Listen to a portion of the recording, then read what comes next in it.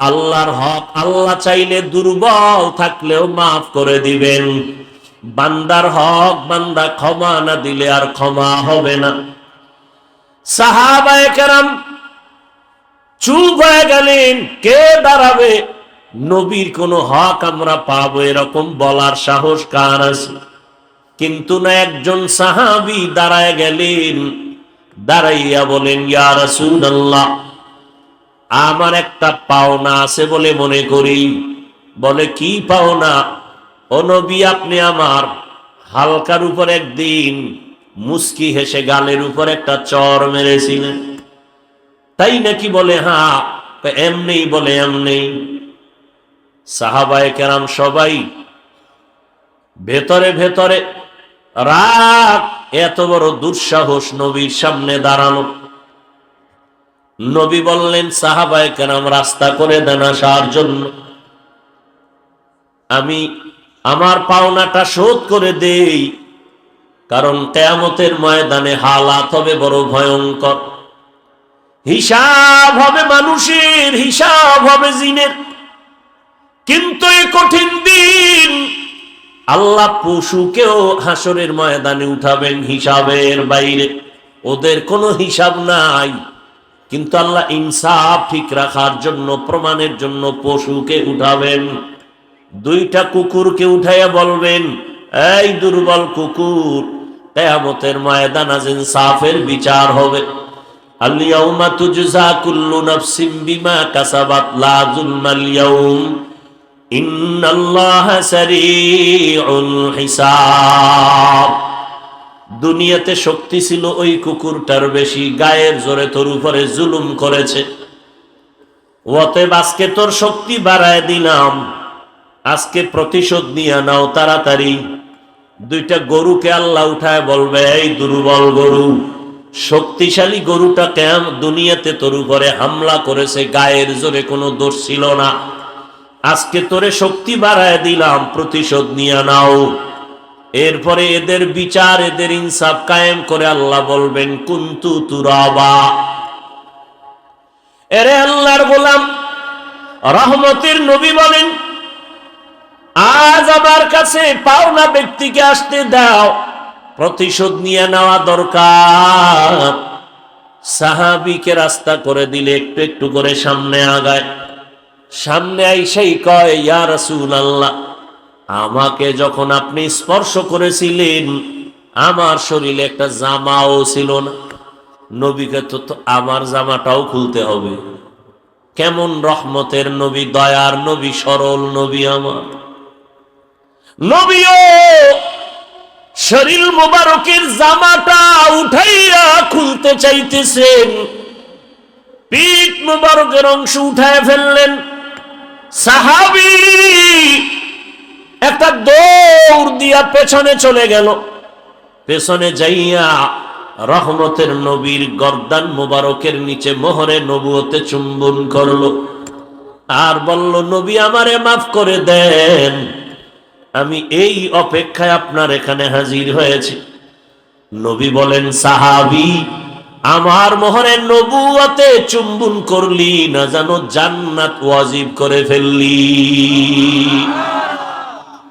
या इलाही मुझसे मुझको दूर कर, ताके देखो मुझ में तुझको एक नजर। या इलाही तू मेरा माबूद है, या इलाही तू मेरा माशूक है। আজকে চেষ্টা করি, অনেক করি, আগাইতে পারি না কেন?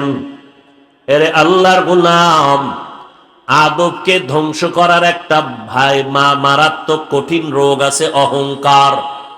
যার অন্তরে অহংকার জায়গা নিবে, ওই বান্দার মধ্যে কোনো বিনয়ী ভাব কখনো আসবে না, গরম ভাব আসবে।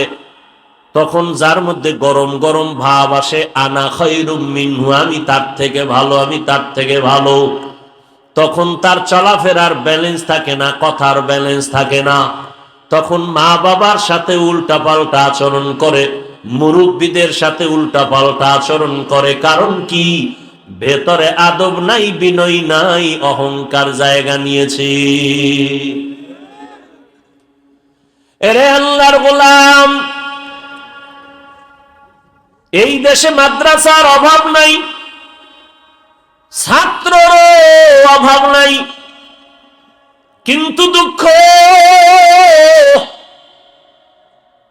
হাজার হাজার ছাত্র সবাই কিন্তু কামিয়াবির দরজা খুঁজে পায় না। কারণ আমার মাওলা অহংকারীকে পছন্দ করেন না, বিনয়ী বান্দাকে বড় মোহাব্বত করেন।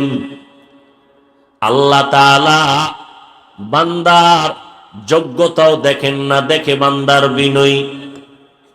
নবীজি বাইতুল্লাহর পার্শ্বে বসে মক্কার বড় বড় মাথাওয়ালাদের নিয়ে কথা বলতেছেন, যদি কালেমা পড়ে তো দিনের ফায়দা হবে। হঠাৎ পেছন থেকে একজন সাহাবী অন্ধ, হাতের মধ্যে একটা লাঠি নিয়ে নবীজির পেছন দিক দিয়ে এসে পেছনে বইলেন, হালকা আওয়াজে নবীরে সালাম দিলেন। নবী একটু হালকা নজর দিয়ে সালামের জবাব দিলেন। এরপরে আবার ওদিকে নজর। মক্কার বড় বড় মাথাওয়ালারা বসা, এদের বুঝাইয়া যদি একটু দিনের পথে আনতে পারি, দিনের ফায়দা হবে। আর ওই সাহাবী গরিব অন্ধ সাহাবী চুপচাপ ওই এক জায়গায় বসে আছে, জীর্ণ শীর্ণ পোশাক। নবী ওদিকে তাকান না, নবী নজর করে আছেন মক্কার মাথাওয়ালা জ্ঞানী। এইরকম যদি এক জ্ঞানীরে আনতে পারি, দিনের ফায়দা হবে। আমার আল্লাহ আলিমুল গায়বি ওয়াস শাহাদা। আল্লাহ বলেন, হে নবী, আপনি মনে করতেছেন এই মাথাওয়ালা জ্ঞানী দিয়া সমাজের দ্বীনের কাজ হবে, কিন্তু আমি আল্লাহ অগ্রিম জানি, আমি আল্লাহ কাজ নিতে মাথাওয়ালা লাগবে না। আমি আল্লাহ যারে দিয়া কাজ নিব ওই বান্দার বিনয় লাগবে, আর কিছু লাগবে না। আল্লাহ আয়াত নিয়ে জিব্রাইলের পাঠায় দিলেন। ওই মাথাওয়ালার দিকে নবী যেন একবারও নজর না করে। জিব্রাইল, যাও, ওই জ্ঞানী ট্যানির দরকার নাই। ওই অন্ধ সাহাবী জীর্ণ শীর্ণ পোশাক পরিহিত গরিব বসে আছে ওই নবীর পেছনে। নবীকে গিয়া জানায়া দাও, মক্কার মাথাওয়ালা লাগবে না, ওই জীর্ণ শীর্ণ বান্দার দিকে যেন নবী মনোনিবেশ হয়, নজর দেয়, মায়ার নজর। নবী এই তাড়াতাড়ি নবীরে সংবাদ দিয়ে দাও, আয়াত নিয়ে যাও, আবাসা ওয়া তাওয়াল্লা আন জাআহুল আ'মা। কাবিলিয়ত দাদে উরা শর্ত নিস বলকে শর্ত কাবিলিয়ত দাদে উস। এরে আল্লাহর গোলাম, আল্লাহ যাকে কবুল করবেন তার কপাল খুলে যাবে। আর আল্লাহ যদি কপাল খুলে না দেন, সৃষ্টির শ্রেষ্ঠ রহমতের নবীও যদি বয়ান করেন, হেদায়াত পাবে না, কালেমা পড়বে না। কপাল যদি খারাপ হয়, নবীর বয়ানেও কাজ হবে না। এরকম কোন ইতিহাস আছে না নাই? নবী বয়ান করলেন যে নবীর কোনো গুনাহ নাই, চেহারার দিকে তাকাইলে গুনাহ মাপ, ক্ষুধা নিবারণ হয়, সেই নবীর বয়ান শুনিয়াও যার কপালে কালেমা আসে না, ও কত বড় বেঈমান, কত বড় বদনসিব। আর আল্লাহ যদি কপাল খুলে দেয় রে যুবক, তাহলে নবীর গলা কাটতে আসিয়া, নবীকে জবাই করতে আসার পরেও বান্দা কালেমার রশি গলায় লাগায় নেয়। এটা কপালের ব্যাপার।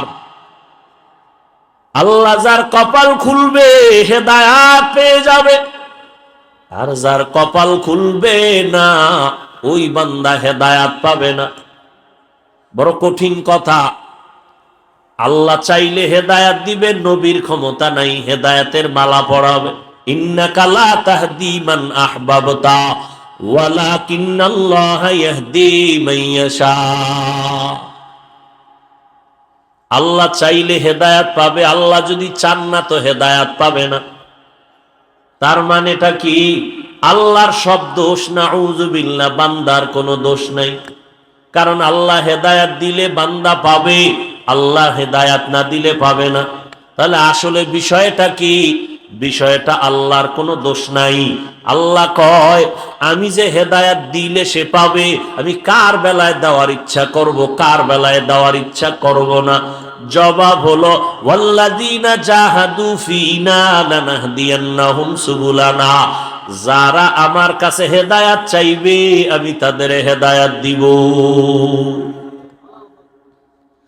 আর যারা আমার কাছে হেদায়াত চাইবে না, দিব না।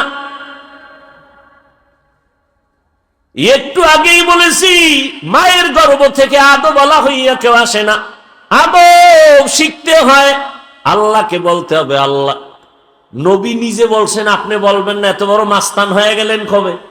নবীর মতো ব্যক্তি দোয়া করতেছেন বিনয় হওয়ার জন্য, আল্লাহুম্মা জাআলনি ফি আইনি সাগীরা ওয়া ফি আয়ুনিন নাসি কাবীরা। নবী নিজে দোয়া করেন, আল্লাহ বিনয়ী বানায়া দাও, ছোট বানায়া দাও, উম্মতের নজরে মর্যাদা বাড়ায়া দাও। মেটা দো আপনা হস্তি को अगर कुछ मर्तबा चाहो के दाना खाक में मिलकर गुले गुलजार होता है।